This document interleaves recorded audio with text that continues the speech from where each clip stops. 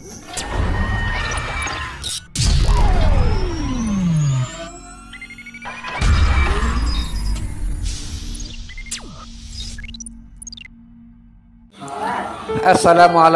warahmatullahi wabarakatuh. Kembali kita bertemu dalam sejarah Minangkabau. Kali ini akan kita bahas tentang Luhak Nantigo. Daerah pusat Minangkabau terdiri dari 3 luhak. Luhak yang tertua adalah Luhak Tanah Datar. Luhak yang kedua adalah Luhak Agam. Dan yang ketiga adalah Luhak 50 Koto. Ketiga luhak itu disebut Luhak Nantigo. Luhak Tanah Datar disebut juga Luhak Nantuo karena penduduk yang pertama pindah dari Pariangan menjadi penduduk Luhak Tanah Datar. Kemudian disusul oleh Luhak Agam atau Luhak Nantangah. Setelah itu Luhak 50 Koto atau Luhak Nambunsu.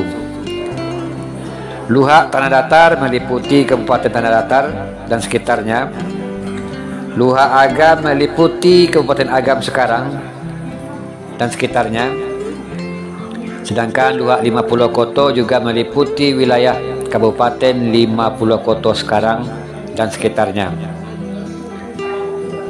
Wilayah Darik Minangkabau dikatakan luhak. Dalam bahasa Minangkabau, kata luhak diucapkan luak yang berarti kurang.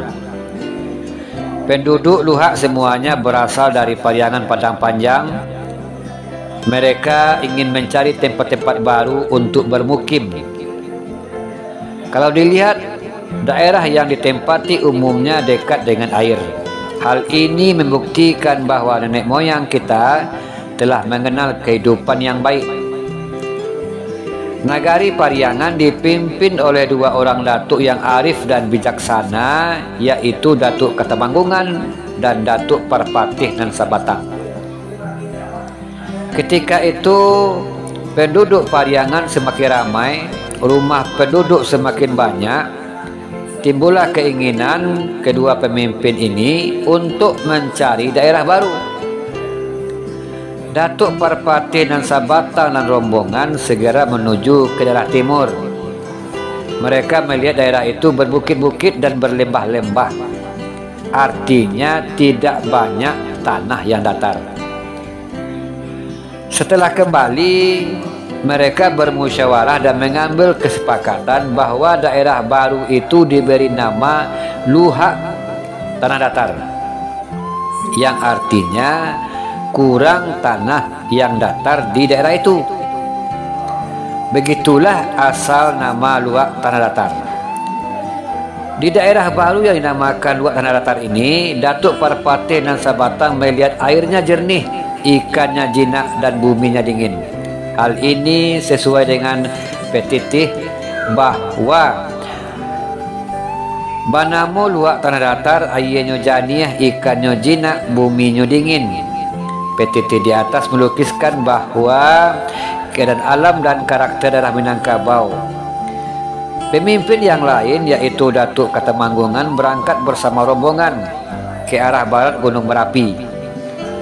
Di sana mereka menemukan sebuah sumur. Sumur itu dipenuhi tumbuhan mansiang.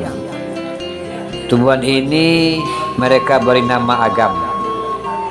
Setelah kembali, Datuk Parpatih Nan Sabatang bermusyawarah dan diperoleh kesepakatan bahwa daerah ini diberi nama Luhak Agam.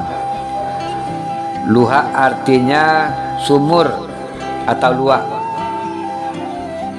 Di daerah baru itu, Datuk Katamanggungan dan rombongan juga melihat airnya keruh, ikannya liar, buminya panas.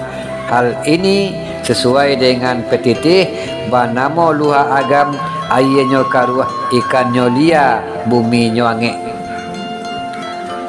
Kemudian berangkat lagi seorang datuk yang bernama Datuk Sri Maharajo Nan Banego-nego bersama rombongan ke arah utara Gunung Merapi. Rombongan berjumlah 50 orang. Di perjalanan, anggota rombongan yang 50